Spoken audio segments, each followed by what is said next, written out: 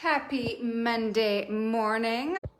I want to talk about just kind of getting back on track. And I know I talk about this a lot, but I think it's something that women struggle with quite often. And today's post is inspired from a question that a woman posed inside a group that I belong to. And I thought it would be really helpful for women to hear this. So we're going to talk about sort of when you do get off track, right? Sort of you start making those poor food choices for whatever reason.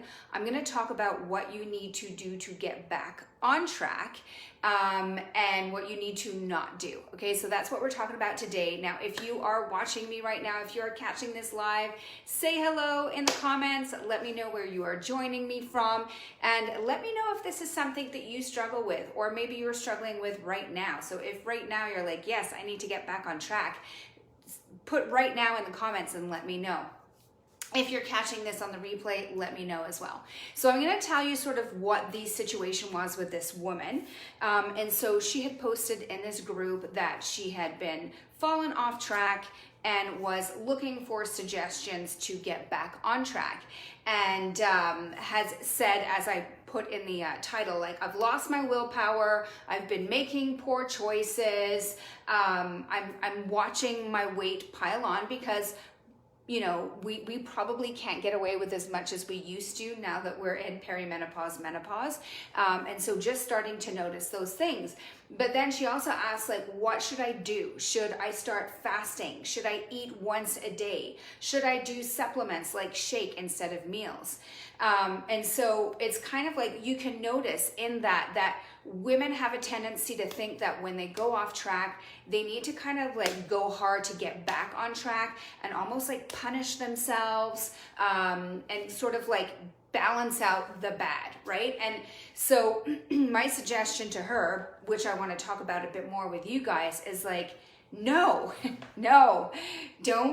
don't force a fast, don't overly restrict, don't cut your calories, don't do any of that, because what's going to happen is if you punish yourself and you overly restrict because you went off track, you're going to get trapped in this cycle, this binge restrict cycle, which you've heard about before. And really what that boils down to is that A, we cannot rely on willpower, and I'll tell you what to do instead.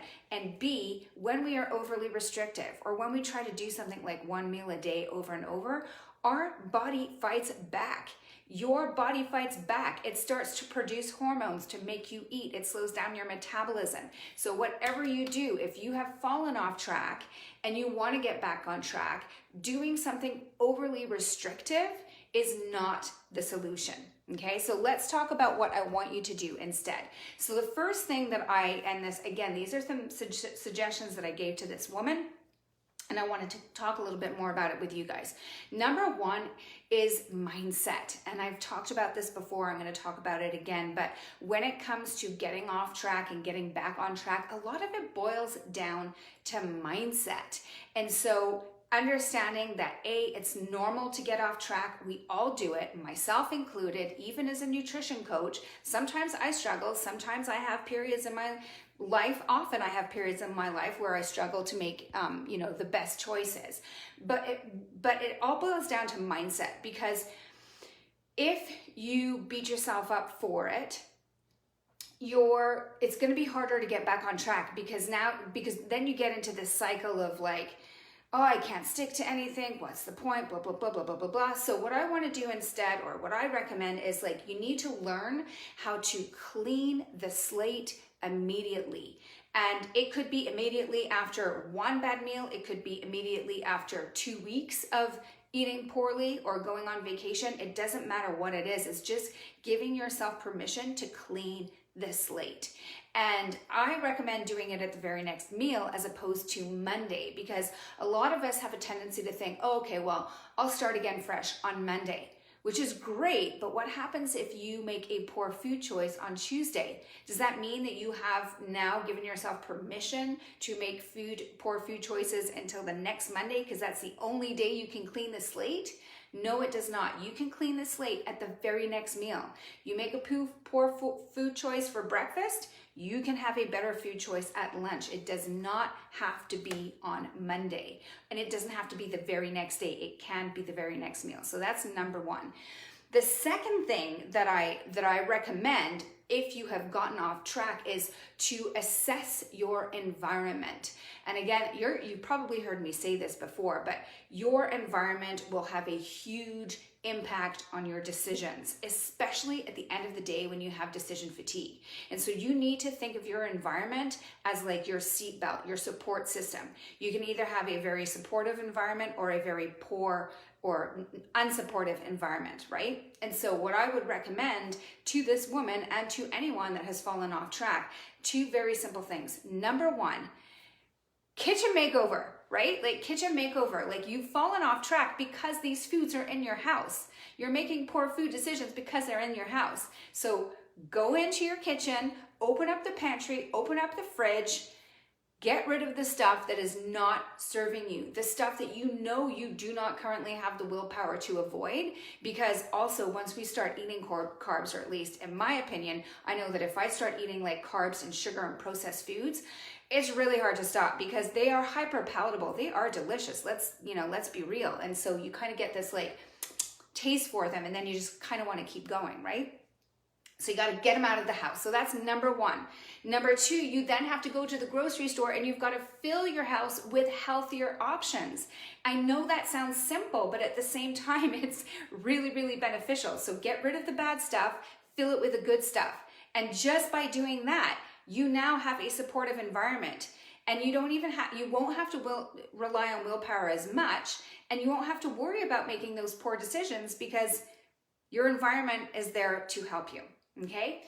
Now, the other thing to keep in mind is that, a lot of women will rely on willpower, and this woman talked about it, like I've lost my willpower, which also just from just a little side note is quite typical for women going through perimenopause and menopause. And I talked about this before, some of the hormonal changes that are happening. We have an increased level of ghrelin naturally, which makes us hungrier and makes us have more of an appetite and more cravings. So not the right time of life to be it's never good to rely on willpower, but definitely not, I don't think, in this phase of our life. So instead of willpower, I want you to start thinking about systems that you can use in order to, again, make those healthier choices more automated. Because the more automatic our habits are, the chances of us following them are going to be that much greater. Now, the system that I recommend to all of my clients that I use, is meal planning and meal prep. Meal planning and meal prep. It's that simple. If you're making poor food choices, just get into the habit of planning out your meals and doing some food prep. Think of it as like your success ritual that you do once a week, and try and make it pleasant. Find some nice cookbooks that you like, find a couple of blogs that you enjoy, try different recipes so that you don't get bored of eating the same thing over and over. But you need to have systems in place in order to make those better decisions. And that system might be, obviously meal planning is another one, but just like super easily, some other systems that you can use, like getting an instant pot so that you can make foods really, really quickly, having emergency meals in your freezer or in your fridge. Like I have so many leftovers in my fridge. I could potentially probably not go to the grocery store this week and be able to still continue eating properly based on what's left in my fridge and what's in my freezer. So making sure you've got some systems. And then finally, the last thing when it comes to getting back on track is, maybe what you need is not to do an overnight overhaul, because that can seem very intimidating, right? Especially if you're really struggling to get back on track. And you're just like, oh my God, starting tomorrow, I have to, starting Monday, I got to like clean it up. I got to da-da-da-da-da-da-da-da. And that can be really, really, really overwhelming. And again, this is a period in our life where we are easily overwhelmed because we are more stress reactive. So if you are struggling, instead of thinking of this as like, I've got to overhaul my nutrition overnight, There is no reason to do that. You can quite simply just take a small step. And that small step could be anything that I talked about, like cleaning your kitchen, going to the grocery store, doing a meal plan, or it could just be as simple as being like, right, this week I'm gonna focus on cleaning up my breakfast. And make that your focus, because when we focus on one thing, it's a lot easier to stay on track. When we have to start thinking about all these different things like the macros and the calories, and I've got to, change all of these foods, that's when it's really hard to focus or stay focused unless you have a very specific structure. But again, if this is something you're struggling with, pick one thing, and it could be breakfast, it could be your lunch, it could be your dinner, it could be as simple as just saying, okay, my focus this week is simply going to be to make sure I'm getting protein with every single meal, right? And so just think of it as just like taking small steps and adding to those small steps as you become comfortable with them. And eventually what will end up happening is that you will be back on track and you will be making healthy choices, and it all builds in momentum, right? It's like one bad choice leads to the next, to the next, to the next because of guilt and shame and negative self-talk. But the same happens with the good choices, right? Like we made one healthy meal and then we want to do another. We go to the gym and then we want to have a healthy meal. And so it kind of like spirals and it builds, but you need to take that one first step. That's all you need to do is make one step. And I promise you, action before motivation. Okay, this is another big one. So there you have it. That's what I had for today. I hope that was helpful. If you fell off track over the weekend, or if you have been off track for the past 2 weeks or 2 months, or however long it has been, it doesn't matter.